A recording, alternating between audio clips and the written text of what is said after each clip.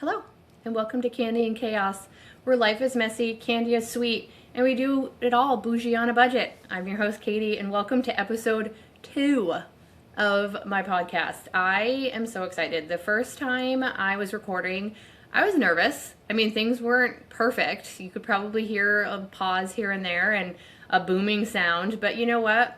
We're gonna learn. We're gonna learn this together, and we're gonna love how it comes out. Hopefully. So if you joined me last week, welcome back. If you're just tuning into episode 2, hello. And yeah, we're gonna get right into it. So I had talked about on the first episode what this podcast was gonna be. It was gonna be life is messy, how sweet life can be, and also how you can live your life bougie on a budget. Case in point, my Louis Vuitton over here. But today, I really wanted to focus on the holidays because they're coming up fast and furious next week if you celebrate Christmas. And if you just celebrated Hanukkah, happy belated Hanukkah. I hope it was a beautiful holiday for you. But now we are focusing on Christmas this next week, and I cannot believe it. So I had mentioned before that my kids are 17, 14, and 12. And shopping for them has been such a trial. I forget how hard it is to shop for teens. Kids, no problem. Younger kids, put me in a toy store and it's like supermarket sweep. I'd be done. Teens are a whole other story, but we'll get to that later on. I also wanted to touch base about the whole angel tree debacle and kind of talk about the history of the angel tree. And if you're not up on the whole angel tree situation, bring you up to speed. And then I also wanted to talk about traditions, holiday traditions, whether it is Christmas or whether it is, Hanukkah or whatever you celebrate. So let's just dive right in. I think what we're going to do is we're going to talk about the hot take of angel trees. And if you are on Instagram or you're on TikTok, you are fully invested in this angel tree drama, just like I am. So I wanted to kind of take a step back from the drama and really kind of take a look at what the angel tree was initially supposed to do. So the angel tree is put on by the Salvation Army. And the Salvation Army, I believe it was in like 1970, don't quote me, 1970, 1977, the angel tree situation started, where they wanted to make sure that every child had a present under the tree. And so a couple started this by having people donate toys, and they were distributing the toys to families. And then it grew into the angel actual trees, where you could find them in Walmarts and Targets and even some gas stations and at Salvation Army stores, where you'd get a tag, it'd have a name of a child, or not their name. They would not have their name. They would have the age of the child, and they would have their wish list, so to speak, like what they wanted. And it went from babies up to, I believe, 17-year-olds. And you would shop for this person that you picked, this child that you picked from the tree. Now, the situation that's going on is it's supposed to bring joy. You're supposed to shop and there's no budget. I know a lot of videos are like, oh, there's a $50 budget. I don't think there's a budget. Correct me if I'm wrong. I don't think there's a budget. I think you're supposed to shop for items on their list and then drop them off at the Salvation Army box that's at the Christmas tree that you took the tag from and attached the tag. But so here's where it gets a little messy. So this year, my husband and I decided to do an angel tree. I'd heard about it. I've always wanted to do it, and we were in a position this year that we were able to do it. So we picked a 5-year-old little boy. We went to Walmart. I admit it. I perused the tickets, and I wanted to have a 5-year-old because for me that's fun. So it was either a younger child or a 5-year-old. I know that the older children deserve it just as much. I get it. But for me personally, for our first angel tree timing, I really wanted to get a younger child. So we picked a 5-year-old boy. And on his list were Spider-Man toys, a jacket, he needed hat and mittens, he wanted boots, and he wanted make-believe toys. And I was so excited. I went around, and this was at Walmart, so I got the things at Walmart. I got boots, I got him a cute little, it looked like a Carhartt beanie, and mittens. We got him a Spider-Man remote control car. We got him some Matchbox cars. We got him a couple Spider-Man action figures. Oh, I got him one of those Spider-Man web slinger things, like it gets the silly string out, like fun little things. And then we got some arts and crafts for him, and we got a jacket. We got him a warm jacket. And we bundled it all together, and I felt really good. Like, I felt excited for this little boy to get his gifts, open them up on Christmas morning, and know that even if his mom said I bought them, I hope she did. I hope that the parents were like, yeah, we bought these for you. I don't want them to say that Angel Tree did this. I'm not looking for any accolades for this. Yes, I posted it on TikTok because that's what I do. But the thing is that I don't want the parents to not take credit for it, if that makes sense. Like, I want the child to think that the parents bought these presents. And I don't know if that's the case. I don't know if the parents are like, oh, we did the Angel Tree. These aren't from us. I'm not sure. Regardless, we gave the gifts to the Walmart employee and we walked out of the store. Now, since I have posted that video about our Angel Tree situation, our Angel Tree Day, I've been bombarded with Angel Tree videos on TikTok, and I'm going to be quite honest, I'm a bit grossed out by them. So, again, if you're not on TikTok or Instagram, I don't know how you found me, but that's another story. But if you are on TikTok, you've probably seen the Angel Tree videos where the parents of these Angel Tree recipients are saying how disappointed they are in the presents that they're given, that were bought for them. Like, they're saying that they're not good enough. That their child had put on that they wanted a PS5 and their child didn't get it. Or, that we bought things at Walmart and we should have bought things at a more expensive store. So I got to thinking, so these trees are at Walmart and Target, and I know that people go outside of the store and then bring them back in and get the stuff. But everything that this little boy wanted, and keep in mind he's 5, was at Target. You know what I'm saying? Like, if there was something that I couldn't buy at Walmart, I probably would have gone out and got it somewhere else. But the toys, the shoes, the sneakers, whatever we got him, the boots, were all at Walmart. And, I mean, it doesn't matter how much we spent, but we didn't have a budget in mind. We got him what he asked for, and that was it.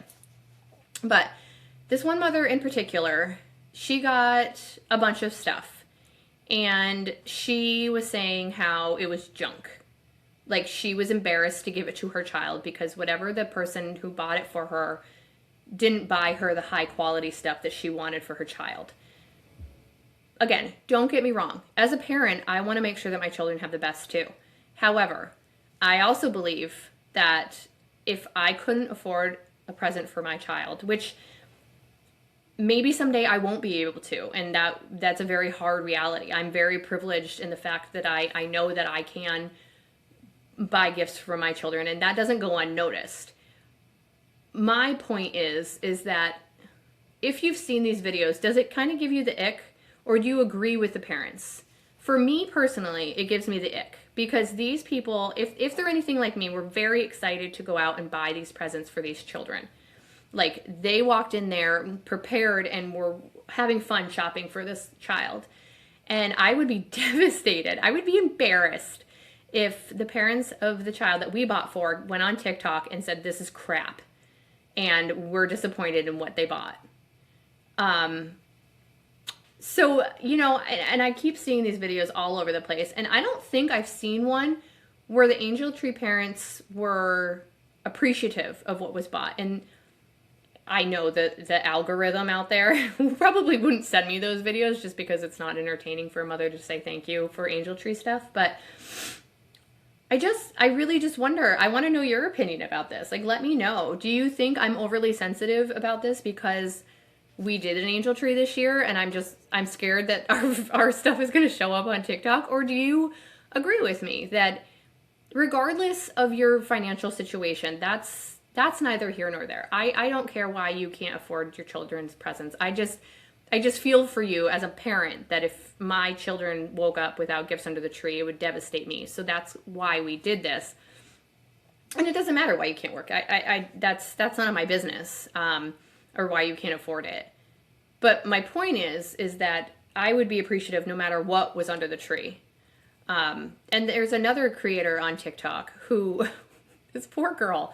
She went and got an angel tree, I believe. I mean, I think they're even at the dollar store, the Dollar Tree, or something like that. Well, she went, no, this was at Target, I think. I think it was at Target. And the little girl that she had was preteen, and she had asked for colored pencils. And this woman, she's probably in her 20s. Like, she's pretty young herself, went around and got her what she thought a preteen would like. Like, she got her some beautiful lotions and clothes and things like that. And she was really proud of what she got. But she got to the colored pencil section. And you guys, this is so petty. She did not get Crayola colored pencils. And people blasted her online for not getting Crayola colored pencils. Her rationale was, yes, but the non-name brand ones, which I think they were Target brand colored pencils, had more colors in them, as opposed to the Crayola, which were more expensive and had less colors. I totally got her rationale. Like, she wanted to make sure this girl had more colors to color because I believe that this girl wanted artistic supplies. Like, it seemed like she was an artist, a budding artist. And so she got her the bigger box, which was not Crayola. And people just ate her up in the comments like, you're so cheap, you didn't go above and beyond, this poor girl is going to open the colored pencils and be so disappointed. Like, will she though? Because at least she's opening the gifts and it's what she wanted, and it is more colors. Like, I think that the people that are having a hard time with this are the adults. Now, if you went and asked, which please don't, but if you were going to go ask an angel tree child how their Christmas was, I can almost guarantee they would state that they were excited about the gifts that they got, regardless if it was a name brand or not. And I could go on and on about this whole angel tree thing. The situation is that I am just appalled that these parents are going on here and saying that their child isn't going to have a good Christmas because they didn't get the gifts that that mother or that parent thought that they deserved. It kind of goes against the whole premise of this angel tree feeling. Like, it's supposed to be a good feeling. You're doing a good deed. And I just feel like these parents need to check themselves on this whole situation and stop complaining on TikTok about items that were purchased for their children, not for them to have a Merry Christmas. And one last thing, and then we're going to move on from this because it's getting me all jazzed up. There is another influencer on TikTok who is very well known and obviously has a lot of resources, meaning money. I think she did like 4 or 5 angel trees and got these kids a buttload of stuff. Like, I'm talking bikes and Nintendo Switches, and she got an iPad and like all of these things. And people still found something to rip apart about her angel tree shopping. Like, where do you draw the line of shopping at Walmart? And she was at Walmart. She was there, but went above and beyond because she was picking the older kids, which was very sweet, above and beyond buying these kids iPads and things like that. But people were still saying that she didn't do enough. Like, let it go. She's doing so good. Everybody who buys something for the angel tree has it in their heart that they're doing a good thing. I don't think anyone goes into the store and is like, oh, I'm going to ruin this kid's Christmas and get them crap. So let's agree to disagree or agree to agree. Angel tree is for the good of the children, and let's move on. Okay. Whew. That was a hot topic. I'm all fired up. But so moving on from angel tree to our own children. Now, as I had stated before, 17, 14, 12. My 17-year-old, and we set a limit of how much we're going to spend on each kid. And again, I will preface this by saying I know that I am in a position of privilege, that we're able to provide for our children. That never goes unnoticed. What is the issue and what is the hardest thing, and I know every parent feels this way, is what do you get your kids? Like, I always say in the beginning of the year, after Christmas is all said and done, I'm going to start shopping early. But let's be so for real. Like, I started shopping maybe 3 weeks ago. And my son, my oldest son, 17, has changed his mind at least 10 times what he wanted. First, it was a replica watch. He's my bougie on a budget baby, and I love him. He wanted a replica Rolex or something like that. So that was one idea that I was exploring. He wanted just cash. He wanted a part for his car. He wanted a plane ticket to go see his friend. He wanted gift cards. So, like, he wanted one big thing. Like, he didn't want little dabby doos like my daughter does. He wanted, like, money that he could spend on himself. So we finally came to the conclusion that we were going to buy him a plane ticket to go to California to see his good friend. So that was already done. He knows that that's the thing. And then, like, I want to buy him some little things to open. What the crap do you buy a 17-year-old? So, I mean, he's going to be listening to this, so I can't really dive into what I got. All my kids are going to listen to this, and I can't really dive into what we ended up getting them. But let's just say I am still losing sleep over it. I need to get a grip. I need to just realize again, and I need to go back to the whole angel tree thing, that no matter what I get them, they will be grateful for it. And they will. They're wonderful kids, and they'll be grateful for it. But, like, as a parent, I'm like, oh my gosh, are they gonna like what I get them? And this is gonna kind of roll into traditions too. Every single year, I ask my husband and my 3 children, what is one gift that if you woke up on Christmas morning and you didn't get it, you'd be disappointed that you didn't get it? And my mom is she's gonna kill me. I'm gonna tell this story. But when I was 10, this was the year of the Furbies. Do you guys remember Furbies? The freaky ass fuzzy things that talk to you, eyes open, shut, whatever. Well, when I was 10, I needed a Furby. Like, I would die if I didn't get a Furby. I was 10. And I still remember this to this day, and I make fun of my mom every single time. So if Mom, you're listening, I still love you. So, again, year of the Furbies. I think I was 10. Maybe I was a little bit older. What year did Furbies come out? I don't remember what year Furby came out. But anyway, had to have the Furby. So I remember I told my mom. I know I did. I was like, Mom, I really want a Furby. And I don't know if she didn't listen or she didn't care or whatever. My mom was an amazing gift giver, still is to this day. But I woke up on Christmas morning, opened all of my gifts, and guess what I didn't get? A Furby. I didn't get the freaking Furby. And to this day, I can feel that disappointment. Like, I had got other wonderful gifts. I don't remember the gifts that I got when I was 10, but to this day, I remember that disappointment. And yes, it makes me sound like a shit, but I still remember. And so my husband, being the sweet man that he is, last year got me a Furby for Christmas, and we laughed, and my mom probably gave me the finger. But anyway, so back to my kids. The point is why I asked them that is because I didn't want them to feel the disappointment of the Christmas I didn't get the Furby. So, yeah, there's that. But, so I asked all my kids that, and I made sure that whatever they said, maybe they got. But again, they're listening, so I can't tell you what they got. But I make sure that that's the case every single time. Which is, sorry, there's something going on outside my house, which is bizarre. So anyway, you know, what's funny is that sometimes the answer changes. And the funny thing about that is that my daughter will say one thing, and then I always ask again, because I want to make sure that it's true and it's real and it's what they really wanted. And so my daughter's changed twice, and I'm like, you turd.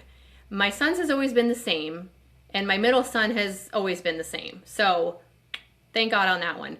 But when they change their minds, I have to get that present. Like, and my husband is just like, stop. Like, enough is enough. They got what they got. So do you guys do that? Like, how do you know what to get your child?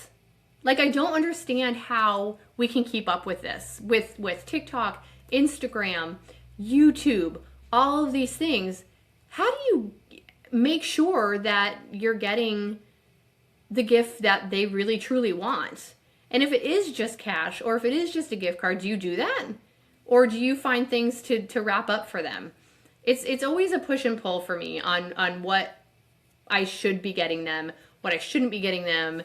I want them to be appreciative of what they get and not just get them junk. But at the same time, like, isn't that what Christmas is? I know Christmas isn't about the presents, but isn't it about like the joy of all of this? I don't know. Am I sounding like a shit? I think I'm sounding kind of gross right now, but I think I'm trying to get a point the situation that I don't always get it right. And the whole Furby thing, yes, I still think about it now and I'm 41 years old. But the thing is I remember the magic of Christmas, and I remember, you know, the cookies with Santa and the Christmas lights and all these other things about that day, other than the Furby. I mean, the day would have been so much better if I had a freaking Furby, but, but, you know, and then that kind of goes into traditions. You know, again, so my tradition is asking my kids what they would be upset about if they didn't get it. But the other tradition that we have is snack dinner on Christmas Eve. And that snack dinner is just what it is. We get like pizza pockets, we get chips and dip, we get veggies and dip, and we all just kind of graze and we watch A Christmas Story. And those are the things that I want my kids also to remember. I've always had snack dinner on Christmas Eve. Even when I was younger, my parents were together, my parents divorced. We still kept that tradition of snack dinner, and I carry that on to my kids as well. And that's something I hope my kids remember, you know, when I'm no longer here or I'm no longer celebrating Christmas and they have their own families, is the snack dinner, is that feeling of having cookies out for Santa, which my kids still do, even though, you know, they don't really truly believe in Santa anymore. And just really loving the day and being together. And my mom spends the night on Christmas Eve and is there for the kids in the morning. And then we go over to my brother's house and we open presents with them and have brunch. And like, those are the types of things that even talking about it right now, I'm getting so excited to be able to spend that time with my family. Because let's be honest, life is messy and life is chaotic and life needs to find those sweet spots and find those days and that one day. And it is sometimes just one day when I don't see my brother during non-Christmas, to be perfectly honest. And that is a day that we are all together. And when life gets chaotic and life gets messy, that is the one day I can look forward to and enjoy and yes, open presents and everything else, but also just being together and having snack dinner and brunch and remembering, you know, the love that we have for each other on that day. So, you know, life always goes on. You know, after Christmas, it's like another day and you're just like, what just happened? Like, the whirlwind of Christmas is over. And that always makes me a little sad too, is when Christmas is over, the anticipation is over, the Christmas tree comes down and you're just like, now what? You know, and that's when you need to find the sweet spots in life. That's when you need to hang on tight to the sweet moments that you had for Christmas and the sweet moments that are to come in the new year. And that's where I want to leave you. I want you to know that life is messy, but life is also very sweet. Whether it's with candy or not, you can always find those sweet moments. And I truly hope that you do during this holiday season. When this podcast comes out, it'll be the week of Christmas, and then I'll follow back up after Christmas and check up on y'all and see how you're doing and talk about how my Christmas was. And then next week, we're also going to start talking about candy business and how it started and where I'm at right now with our candy business and really kind of taking a deep dive into there. So I hope you'll join me next week on Candy and Chaos. And remember that life is messy, candy is sweet, and you can do it all bougie on a budget. And I'll catch you guys next week. Bye.